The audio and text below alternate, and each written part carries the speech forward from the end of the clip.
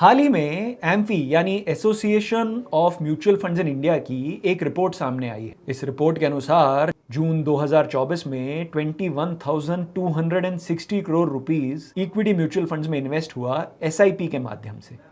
इसके बाद mutual fund industry का एयूएम बढ़कर हो गया है 61 lakh crore. 61 lakh crore is the AUM of mutual fund industry in India at the end of June 2024। Mutual funds की पास्ट की बेहतरीन परफॉर्मेंस के कारण निवेशकों का म्यूचुअल फंड इंडस्ट्री में रुझान बढ़ता ही जा रहा है। अगर आप भी किसी म्यूचुअल फंड स्कीम में एसआईपी या लमसम करने का मन बना रहे हैं तो ये वीडियो आपके लिए है। इस वीडियो में हम आपको बताएंगे कि निवेश के लिए किस म्यूचुअल फंड स्कीम को चुनते समय आपको किन बातों पर ध्यान देना होता है। नमस्कार, मैं हूं मनीष तनेजा और आप देख रहे हैं जेड फंड्स। जेड फंड्स, जहां अब आप देख सकते हैं अपना एक्सटर्नल पोर्टफोलियो। जी हां, कहीं से भी कभी भी की हो आपने म्यूचुअल फंड इन्वेस्टमेंट्स, वो सारी इन्वेस्टमेंट्स अब आप देख सकते हैं जेड फंड्स ऐप पे। आज ही जेड फंड्स ऐप डाउनलोड करें, बात करें अपने जेड फंड एक्सपर्ट से और जानें जेड फंड्स के एक्सटर्नल पोर्टफोलियो फीचर के बारे में। आपको किसी भी म्यूचुअल फंड को चुनने से पहले खुद को उस फंड का एनालिसिस करना आना चाहिए। खुद एनालिसिस करने से मेरा मतलब है कि अपनी एज के साथ रिस्क एपेटाइट को ध्यान में रखकर ही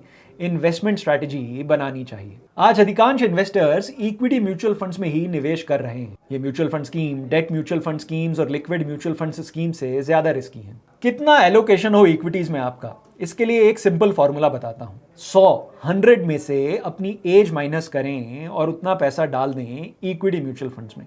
मान लीजिए आपकी उम्र है 25 साल, तो 100 - 25 यानी 75। 75% of your investment should be in equity mutual funds. 75% आपका इन्वेस्टमेंट इक्विटी म्यूचुअल फंड में होना चाहिए। यदि आपकी उम्र है 50 वर्ष तो इक्विटी म्यूचुअल फंड में आपका एलोकेशन 50% होना चाहिए। और यदि आपकी आयु है 75 वर्ष, आप हो गए हैं 75 ईयर्स के, तो आपका इक्विटी में एलोकेशन 25% से ज़्यादा नहीं होना चाहिए। बाकी बचे हुए अमाउंट को या तो आप बैंक एफडी में रख सकते हैं या कर सकते हैं डेट म्यूचुअल फंड्स। ये एलोकेशन हो गया आपकी एज के मुताबिक। इक्विटी इन्वेस्टमेंट में समय की बहुत बड़ी इंपॉर्टेंस होती है। एक 60 साल का इन्वेस्टर 25 साल के इन्वेस्टर से ज्यादा रिस्क नहीं ले सकता, क्योंकि 60 वर्ष के इन्वेस्टर के पास समय का अभाव है। यदि आपका रिस्क एपेटाइट कम है तो आप लार्ज कैप में इन्वेस्ट करें, और अगर आपका रिस्क एपेटाइट है ज्यादा तो आप मिड कैप और small cap mutual fund schemes में इन्वेस्ट कर सकते हैं। तो ये बात हुई सेल्फ एनालिसिस की। अब देखते हैं कि म्यूचुअल फंड स्कीम को आइडेंटिफाई करने से पहले किन बातों का ध्यान रखना चाहिए।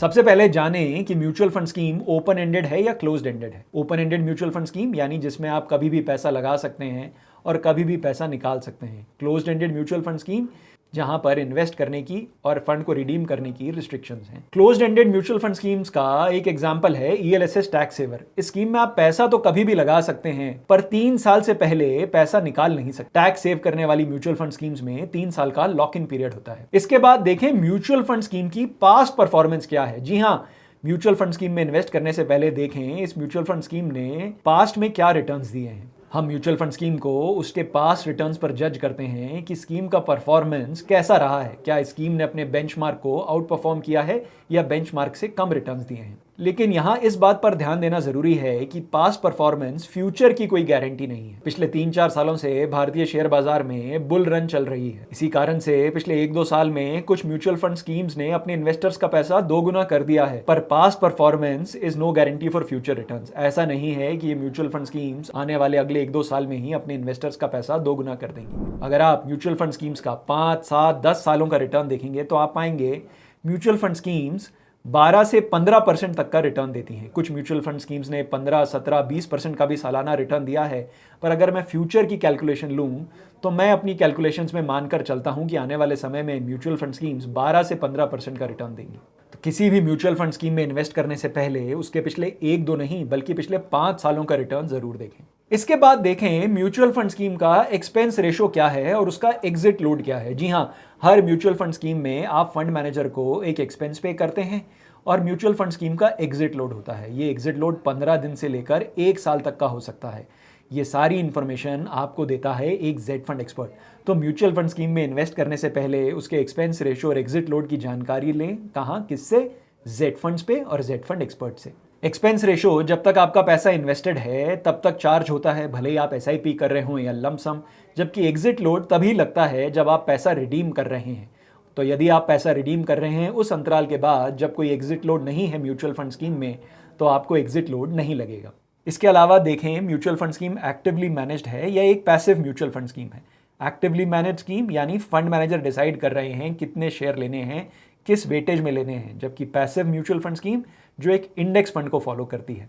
इंडेक्स फंड्स पर अधिक जानकारी के लिए हमारे इंडेक्स फंड्स पे बनाए गए वीडियोस को जरूर देखें। उन वीडियोस के लिंक आप पाएंगे हमारे इस वीडियो के एंड में। म्यूचुअल फंड्स में हमेशा टैक्स आपको गेन पर देना होता है। जी हाँ, जब आप पैसा रिडीम करते हैं तभी आपको टैक्स देना होता है। तो इन्वेस्ट करने से पहले देखें कि म्यूचुअल फंड स्कीम का टैक्सेशन क्या है, लॉन्ग टर्म टैक्सेशन क्या है, शॉर्ट टर्म टैक्सेशन क्या है। तो म्यूचुअल फंड में इन्वेस्ट करने से पहले म्यूचुअल फंड्स पर होने वाले गेन्स का क्या टैक्सेशन होगा ये जरूर जान लें। इसके अलावा आप म्यूचुअल फंड्स में पा सकते हैं डिविडेंड।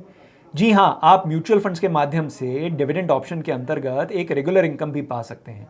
तो यदि आपको चाहिए regular income from a mutual fund scheme तो डिसाइड करें डिविडेंड ऑप्शन, और अगर नहीं चाहिए रेगुलर इनकम, आप चाहते हैं आपका पैसा कंपाउंड होता रहे, क्यूमुलेटिव ऑप्शन में रहे, तो रहें ग्रोथ ऑप्शन में। ध्यान दें म्यूचुअल फंड्स में डिविडेंड्स की कोई गारंटी नहीं होती।